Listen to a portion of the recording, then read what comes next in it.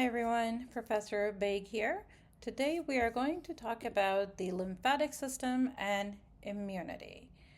Please complete the readings in your module, use your study guide, and I've provided a key points document in your module that you can also use to help, retain some of these concepts. In this, basically in this lesson, we're going to be talking about the lymphatic system and immunity. The reason why I joined these together is because they are closely related. We're going to talk about the lymphatic system about what the lymphatic system does and the role it plays in immunity.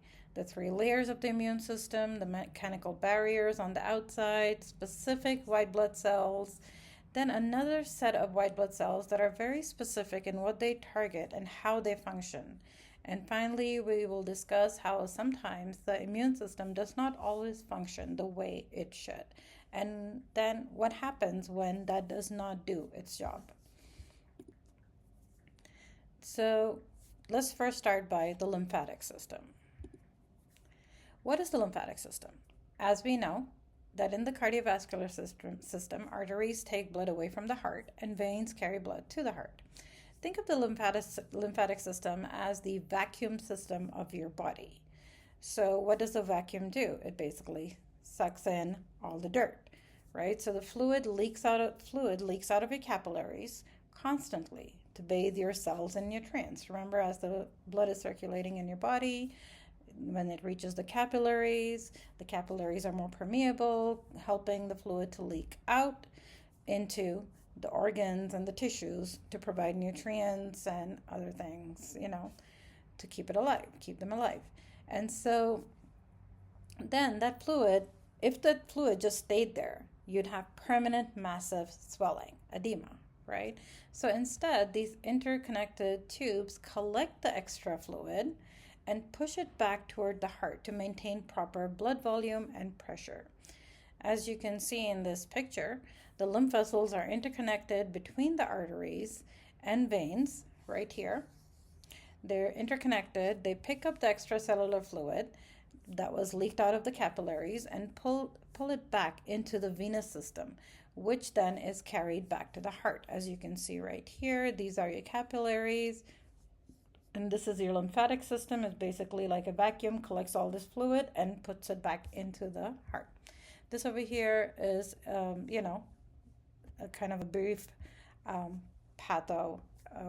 anatomy of your lymphatic system. So the organs of the system are divided into two groups. The primary organs are where immune systems develop and mature.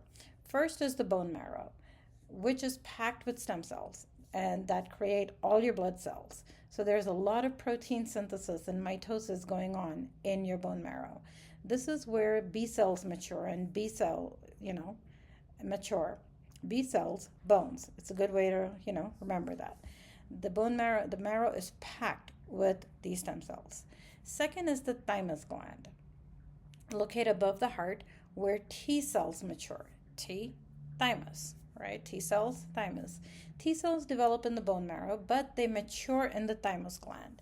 Interestingly, the thymus shrinks as you age, which is one of the reasons why the immune system weakens in older adults, because now the thymus is shrinking and your T cells do not mature as they should to do their job. Secondary lymph organs are where the defense operations happen. This includes the spleen, which sits by your stomach.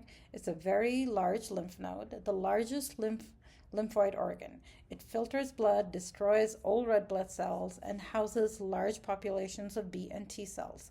You can live without it. Some people get their spleens removed, but it's better to have it, of course. Tonsils, located in the throat to protect against inhaled ingested pathogens. It's your defense mechanism, right? Sometimes when they are swollen, you can feel it. When these are constantly getting inflamed and they can cause problems breathing, sleeping, or eating, then people get elective surgeries to get them removed, called a tonsillectomy. You can still function normally without them, but again, good to have them, right? That's why you're born with these. Lymph nodes, concentrated in the neck, armpits, and groin for regional defense. This is where you really feel the swelling. For example, when you get the flu vaccine in your arm, it works its way into the lymphatic system and eventually ends up in the lymph nodes in the armpit where the B and T cells see it. They say, aha, there is something here that shouldn't be here, right? It's a foreign substance. And they respond by making more T and B cells to fight against that strand of the flu. This is what causes the tenderness and the pain.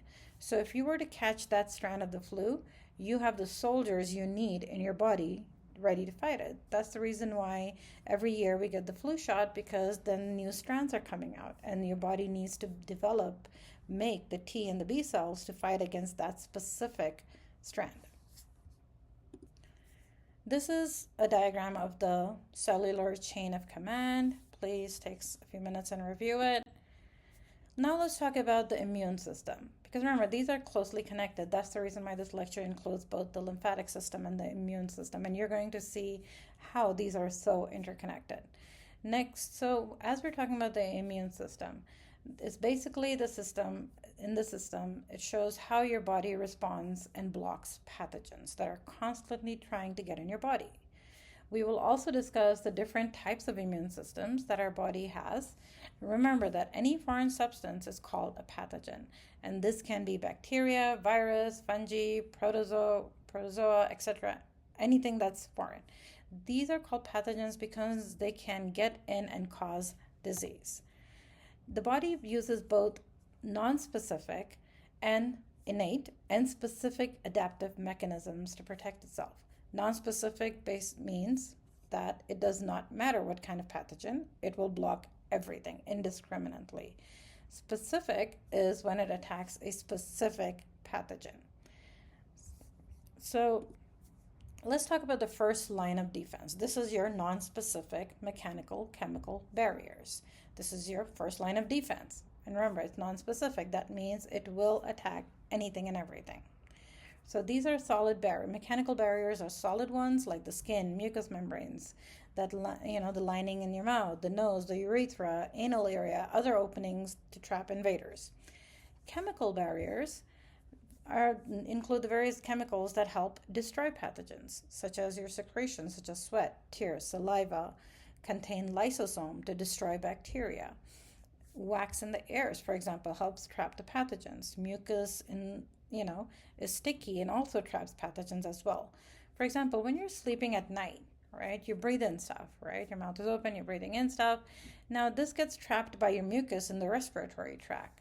And then this, as you're breathing, it gets pushed up to the top of your throat by the cilia, and you end up swallowing these pathogens. Then these pathogens go into your stomach and get destroyed by the extremely low pH over there. So this is how your body is basically protecting you even while you are sleeping. Now let's talk about the second line of defense, non-specific cellular vascular response, right? So basically phagocytes, like Pac-Man cells, we call them. Maybe not all of you can relate to this because it is a really old game. It's from the 1980s, where basically, this round thing just kind of goes around chomping these little dots. These Pac-Man-like cells include phagocytes, your white blood cells that eat and destroy pathogens. These are neutrophils, very important. These are the first to arrive and go in and destroy and kill. Macrophages, these are the monocytes that have entered the tissue that engulf and digest pathogens. Granulocytes, white blood cells that release granules and destroy pathogens. Basophils, these include the basophils, eosinophils, mast cells. Think of these like little grenades. When they see a pathogen, they release their granules and stimulate the immune system to attack.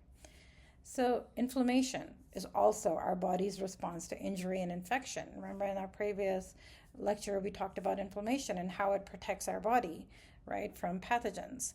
So, and these are characterized by your cardinal signs, the redness, swelling, heat, and pain, because the dilated blood vessels that bring the extra white blood cells to the area to destroy the pathogen. So this over here is a cheat sheet, on your second line of defense. Please take a few minutes and review it. So this is that Pac-Man game I mentioned earlier. It's from the 1980s. A lot of you may not relate to it, but it was pretty fun then. So now let's talk about your third line of defense. This is the specific adaptive response. It doesn't just kill everything and anything, right? So this infographic will give you some details on this. So it's basically a targeted specific response. It takes longer to develop, but it provides strong protection, and it remembers the invaders for future protection. Remember we talked about the B cells and the T cells? So these are your specific adaptive response, your third line of defense. So please take a few minutes and review this. It's important for you to know the function of these two different cells. The third line of defense, like we mentioned earlier, there are specific lymphocytes, your humoral immunity, your B cells. Like we mentioned, they target invaders outside of the cells in the blood and fluid by producing antibodies, immunoglobulins, we call them, that flag and neutralize antigens, your foreign bodies. Cell-mediated immunity, your T cells, they target invaders inside the cells. So B cells basically target invaders outside of the cell in your blood and fluid, and your cell-mediated immunity, T cells, target invaders inside the cells, like viruses, fungi, protozoa, as well as cancer cells and transport tissue. Both of these need to see the pathogen first before they respond. Then they develop a memory of it to be able to destroy it the next time they see it. So now I want to briefly touch on, the topic of molecular mediators of immunity. In this content, you're aware of these terms. I just want you to be aware of these terms when you hear them. Simply stated, antigens are anything the body sees as foreign, like bacteria, viruses, and they trigger an immune response. In response, the body makes antibodies, immunoglobulins, each with a role. For example, I listed all of them here. IgG is the most common. It crosses the placenta. IgA is found in the breast milk, tears, and saliva. That's why breastfeeding is encouraged encouraged in newborns. IgM is the first to rise in infection. IgE is involved in allergies. They release histamine. So people who have a lot of allergies, when they're exposed to these allergens, their IgE is elevated. Then you have the IgD, the B cell receptor. Then you have the complement system. These are proteins that form membrane attack complexes, and they call cell lysis. Cytokines, these are chemical messengers, example, interferons, interleukins, that regulate the immune response. These are all important, for you to remember and be, aware of. So basically, just to review, to sum it up, first line is your mechanical barriers, second line is your phagocytes, remember the Pac-Man, then third line is your B and T cells. So this over here is basically, the 4 ways we acquire immunity. It's with natural active immunity, your body fluids, protection, your body fluids, protection after being exposed to pathogens, right? Like getting the flu, for example. You have artificial active immunity that happens through vaccines, which safely trigger the same memory response. In contrast, passive immunity provides ready-made antibodies. This can occur naturally, like when a mother passes antibodies to her baby through her breast milk, or artificially through injections like gamma globulin. The key difference is that passive immunity gives immediate protection, but it does not create long-term memory. What happens when all of these body's defenses, when your immunity fails? As we can see, you have 3 different lines of defense, but sometimes they don't work. So now let's talk about what happens when these fail. So system dysfunctions. When the defense fails, what happens? People they overreact. You have hypersensitivity reactions, right? Underreaction, immunodeficiency, misdirection, autoimmunity. So these are the 3 things that can happen when the defense fails. So overreaction, like hypersensitivity reactions. are basically when the immune system overreacts. There are four types. Type 1 is the immediate allergic reaction, like, for example, hives or anaphylaxis, which can be life-threatening. Type 2 involves the immune system attacking its own cells, like in a mismatch blood transfusion. When a person is getting a blood transfusion, say there's a mismatch, and the cells start attacking themselves. Type 3 happens when immune complexes get stuck in the tissues and cause inflammation, like lupus, systemic lupus erythematosus, right?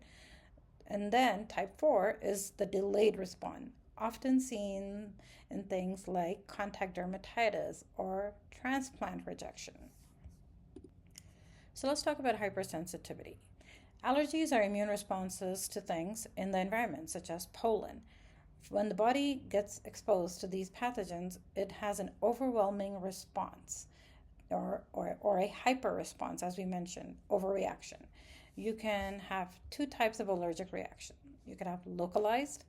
For example, you could have itchy, red eyes, sneezing, congestion, runny nose, sore throat, postnasal drip, cough, hives, or diarrhea, right? Then people sometimes, get a skin test done in which a small amount of that antigen or protein is injected into their skin and it's observed for a reaction. For example, when we check to see, it will show if you're allergic to grasses or cats or dogs, etc. Then you have the anaphylaxis. Anaphylaxis is a severe life-threatening allergic reaction. This happens very quickly, often within minutes of exposure to an allergen. It affects multiple body systems at once. You might first see skin symptoms like itching or hives, followed by trouble breathing due to the airway constriction and swelling. At the same time, blood pressure can drop rapidly, leading to shock. Patients may also feel anxious, dizzy, or even lose consciousness. The reaction when an allergen triggers, this reaction occurs when an allergen triggers IgE antibodies, causing mast cells to release large amounts of histamine. This leads to mass vasodilation and bronchoconstriction. So this is where, your swelling, your, redness, your hives, all that happens. And your bronchoconstriction is where the difficulty breathing happens. Because this can shut down both the airway and circulation, immediate treatment is absolute necessity. That's why people who have severe allergies carry epinephrine, right? The EpiPen. It works quickly, opens up the airways and raises the blood pressure and protects them from basically dying from that reaction. Over here on the left, we have autoimmunity right here. And this is when the immune system gets confused and can't recognize what is itself and what's not, right? And so instead of protecting the body, it starts attacking healthy tissue. This can affect different organs and systems, which is why autoimmune diseases can look so different. For example, from joint pain and rheumatoid arthritis to the butterfly rash and lupus or thyroid issues and Hashimoto's disease. On the right, we have immunodeficiency, which is kind of the opposite problem. Here, the immune system is too weak. Remember, we said you have an overreaction, which is your allergic reaction and anaphylaxis. Then you have autoimmunity, which is basically the body attacking itself. Then you have immunodeficiency, where is the underreaction, where the body is just not reacting or protecting itself from pathogens. So here the immune system in immunodeficiency is too weak. In primary immunodeficiency, people are born with missing or non-functional immune components due to genetic issues. In secondary immunodeficiency, the immune system becomes weakened over time due to things like stress, aging, infections, for example, like HIV, that destroy the key immune cells that are needed to protect us from pathogens. So overall, immunity is an overreactive, misdirected immune response where it attacks itself, like autoimmunity, or immunodeficiency, which is an underactive or weakened one. All of these lead to serious health challenges, but in very different ways. Over here, this is a quick, breakdown, sum up of what we talked about: the friendly fire, normal immune response. You get exposed to the antigen, the pathogen. Then you have the immune response. You build antibodies, and you basically invade the antigens. For example, systemic lupus erythematosus. It's the most common autoimmune disorder. People are genetically disposed, more common in women and in blacks. Signs and symptoms may include, the signs and symptoms of the disease may wax and wane, may have flares and remission. It's difficult to diagnose. Diagnosis, basically, you have the SOAP brain, MD. I have over here, you have the serositis, oral nasal ulcers, arthritis in the joints, in greater than 2 joints, photosensitivity.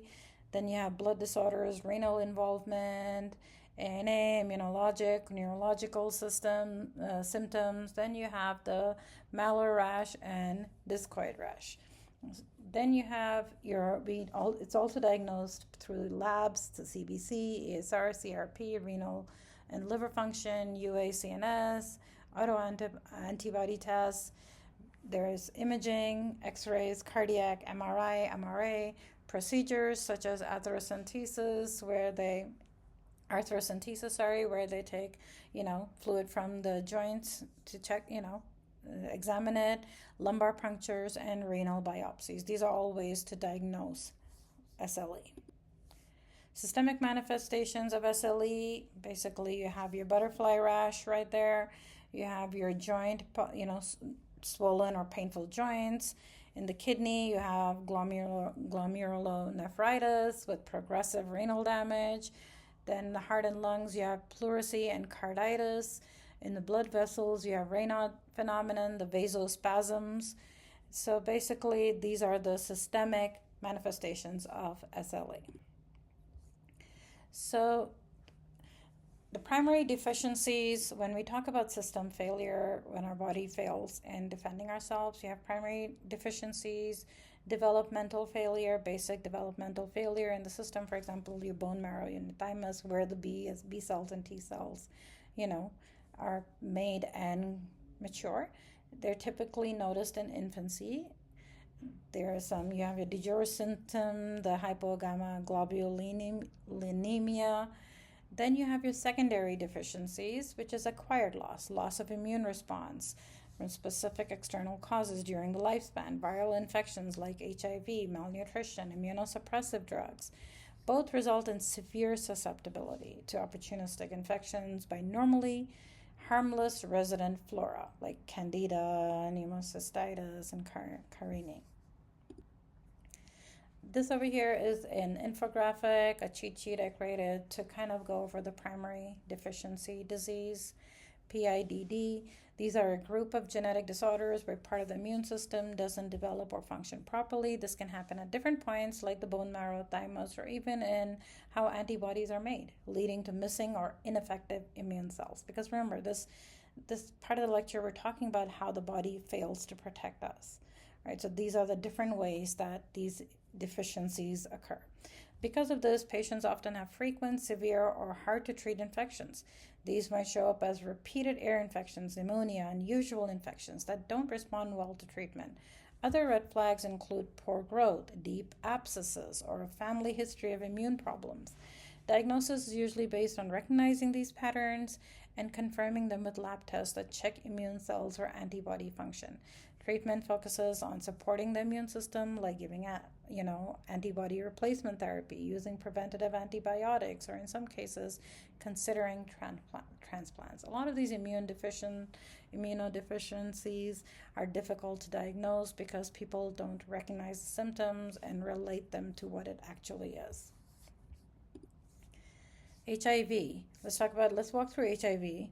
Basically, HIV is a virus that specifically targets the CD4 T helper cells, the cells that help coordinate your immune system response. It enters these cells, takes over, and uses them to make more copies of itself, eventually destroying them. Over time, this weakens the entire immune system. The infection typically progresses in 3 stages, as I have put over here. These early on, people may have flu-like symptoms that then it can enter a long phase where there are few or no symptoms. Even though the virus is still active, if untreated, it can progress to AIDS. where the immune system is severely weakened and the body becomes vulnerable to opportunistic infections. There's no cure for HIV, but it is very treatable, right? But it is very treatable. It's basically the symptoms, and what we call the antiretroviral therapy helps control the virus, reduce the viral load, and protect the immune system, especially when taken consistently. And these are very expensive drugs, and a lot of times people don't have access to them, which is very sad, but it does, research has shown that it does help. Then you have tissue transplant, right? Let's kind of walk through tissue transplantation in a simple way. Basically, at its core, transplantation is all about replacing the damaged organs or tissue with healthy ones from a donor. Thanks to advances in medicines, procedures like kidney, heart, lung, bone marrow, even cornea transplants have become much more common and successful. As we're becoming more aware of these and the advances in medicine, they're becoming a lot more, efficient. Transplants are categorized based on how similar the donor and the recipient are genetically. The best case scenario is an autograft, where the tissue comes from the same person. So there's no risk of rejection, right? Like isografts, between the isografts are ones where you have, something like between identical twins. Also work very well because they share the same, they share identical genetics. The most common type is an allograft, which is between different humans, and this is where compatibility becomes really important because you don't share the same genetics. Xenografts, on the other hand, involve different species, like using pig valves in humans. So this brings us to HLA, or human leukocyte antigens. These are markers on our cells that tell the immune system what belongs in the body. The problem is everyone's HLA is different.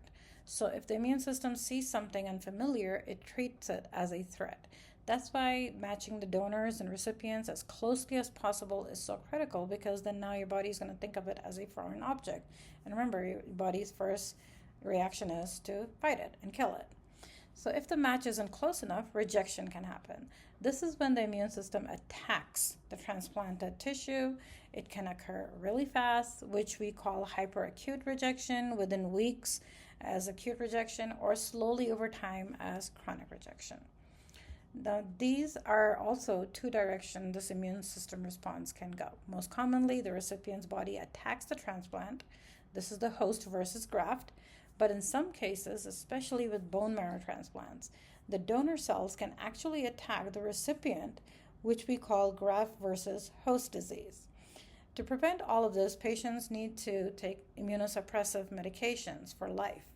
Drugs like cyclosporine, azathioprine, prednisone, all of these help prevent rejection, but they come with trade-offs.